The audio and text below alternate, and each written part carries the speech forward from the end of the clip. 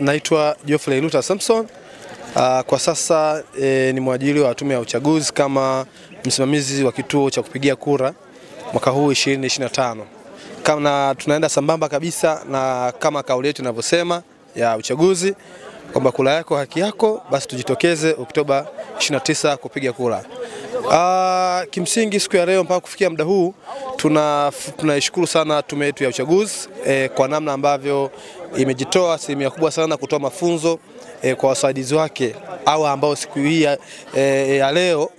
wanajiandaa kusimamia zoezi zima la uchaguzi mkuu litatarajiwa kufanyika hapo tarehe 29 Oktoba. Kimsingi tunashukuru sana kwa mafunzo tunaendelea kupata. Ni mafunzo ambayo yanatujenga kiuelewa, yanatupa mwanga wa kujua ni namna gani tunatakiwa tuendeshe zoezi la uchaguzi kwa niaba ya tume ya uchaguzi, ili kuhakikisha kwamba kile ambacho kimetarajiwa kufanywa na tume ya uchaguzi, kwa maana ya kwamba kutoa haki ya msingi, kutoa nafasi ya msingi kwa wananchi kupiga kura kumchagua kiongozi wanayemtaka, shughuli hiyo inafanyika kwa ustaarabu mzuri, lakini kwa namna ambayo kimsingi inaleta ile logic ama ile hali ya kuwa na haki katika uchaguzi mkuu.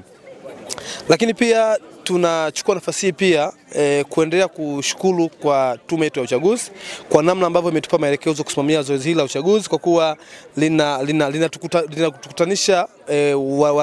wananchi wote wa Tanzania na linawataka wale wote ambao kimsingi wana sifa za kuja kupiga kura wapige kura kwa mujibu wa sheria kama sheria inavyotaka, sheria ya uchaguzi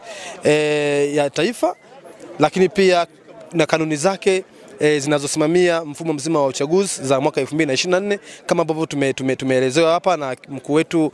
mwangalizi wetu wa uchaguzi jimbo hili la Ngara. Na kimsingi tunaendelea kushukuru tume ya uchaguzi kwa kuwa inasimamia zoezi hili kwa kusimamia sheria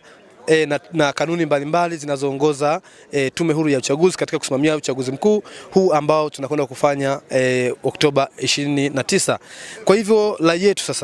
la yetu tunawaomba wananchi wote, hasa wale waliojiandikisha kupiga kura Oktoba 29 kujitokeza kwa wingi, kwani hii ni haki yao ya msingi, haki ya kikatiba kama ambavyo sheria imetuelekeza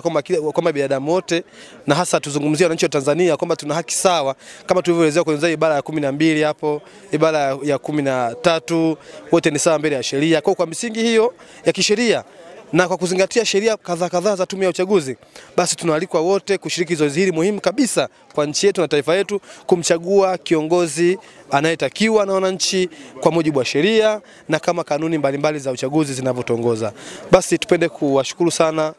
wananchi wote ambao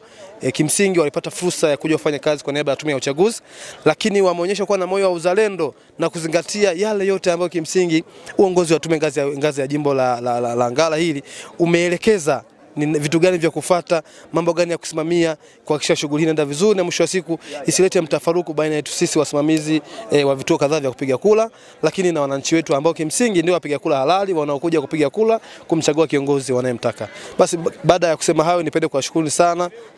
kwa kutupa support na kutusimamia, na mwisho wa siku mtuombee sana zoezi liende vizuri na tuhakikishe tunasimamia haki za watu zitekelezwe kwa wema na kwa umuhimu wake, ili kila mtu enjoy ama afurahie kuwa na ile haki sawa ya kushiriki katika uchaguzi mkuu mwaka huu 2025. Nawashukuru sana.